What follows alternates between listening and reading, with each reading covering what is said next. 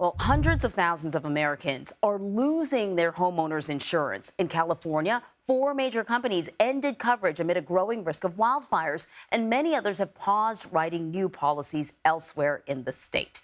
And in Florida, dozens of companies have started canceling policies due to increased hurricane risk and a reported rise in fraudulent property claims. So joining me now is Matthew Eby. He is the founder and CEO of First Street Foundation, a nonprofit that studies climate risk. You know, none of this is going to surprise you. Your company published a report, I think just last year, and the conclusion was that 1 in 4 U.S. homes could be at risk of what you call a climate-induced insurance crisis, meaning because of all of these natural disasters, people may find themselves with coverage that doesn't actually cover much, or find themselves finding it's really hard to find homeowners coverage.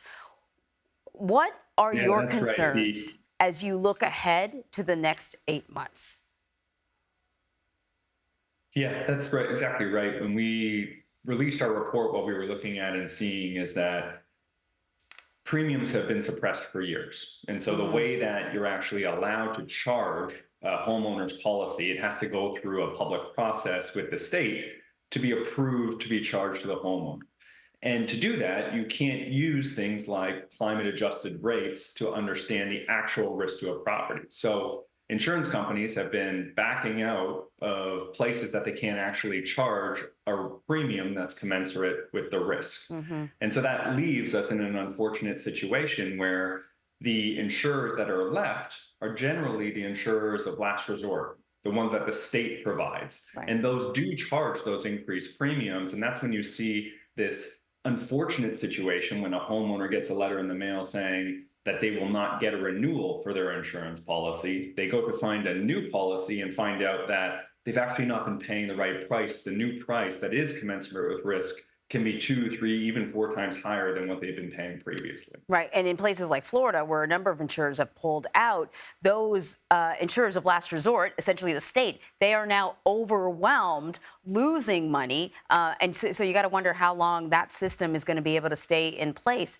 So my question to you, though, if you're a homeowner or a home buyer and you're looking at some of these locations, Florida, California, maybe areas in the Midwest, we've been doing nothing but covering nonstop hurricanes.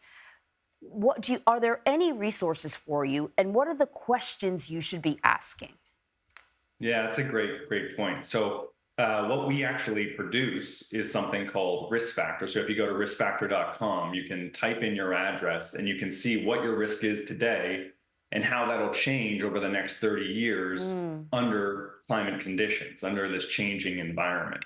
And it'll really give you an understanding of where your risk might be coming from. So whether it's wildfires out west, hurricanes in Florida, or flooding, which is generally across the country these days, you can see what your risk is today and how it'll change, and then know what you can do about it. That's the most important thing, is that while you have these rising costs, you can plan for them because you can see how your risk is increasing and do things to protect your home. Those ultimately can also have a reduction on your insurance price if you're doing things that'll prepare it and reduce that level of risk. Matthew Eby, I wish we could talk to you even longer because I think this is such important information, but thank you so much for joining us this morning.